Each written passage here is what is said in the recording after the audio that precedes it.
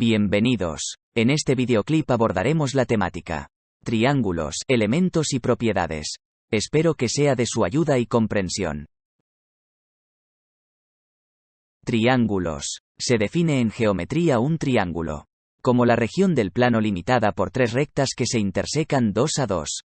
Como se muestra en la figura.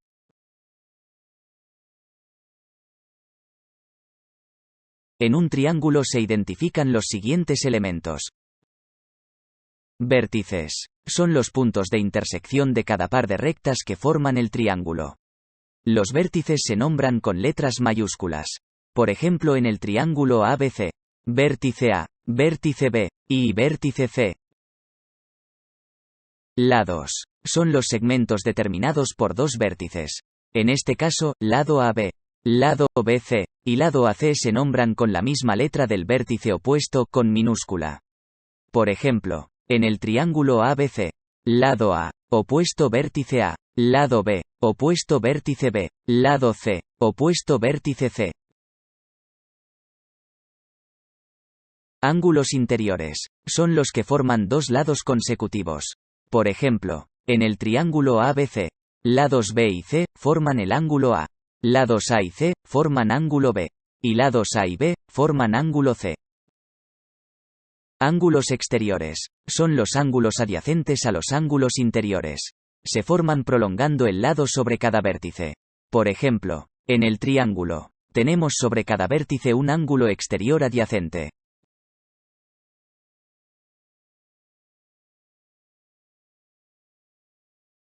Los triángulos se nombran con el símbolo triángulo seguido por las letras que indican sus vértices. Por ejemplo, en el triángulo que se muestra en la figura se nombra como triángulo ABC. Propiedades de los triángulos.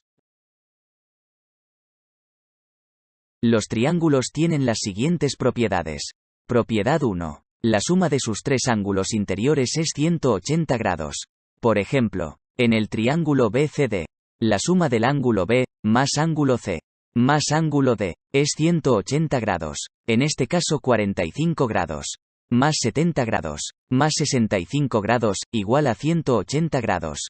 En todo triángulo se cumple esta propiedad. Propiedad 2. Al lado de mayor longitud se opone el ángulo de mayor amplitud, y al lado de menor longitud se opone el ángulo de menor amplitud. Por ejemplo, en el triángulo BCD, el lado mayor C es opuesto al ángulo de mayor amplitud C, y el lado menor B es opuesto al ángulo de menor amplitud B. Propiedad 3. La medida de cada uno de los lados es menor que la suma de las medidas de los otros dos lados. Por ejemplo, en el triángulo BCD.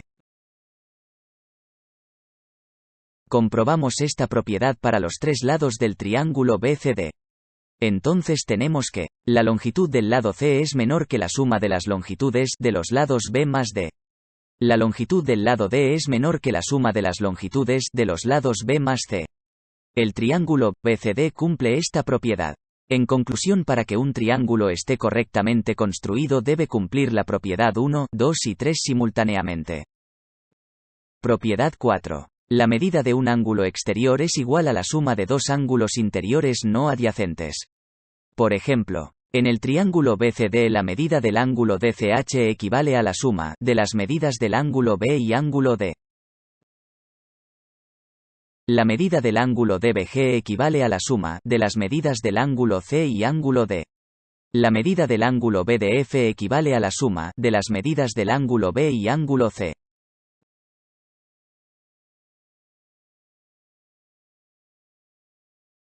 Ejemplo. Determinar las medidas del ángulo A y ángulo B del triángulo ABC, sabiendo que AC es congruente con BC.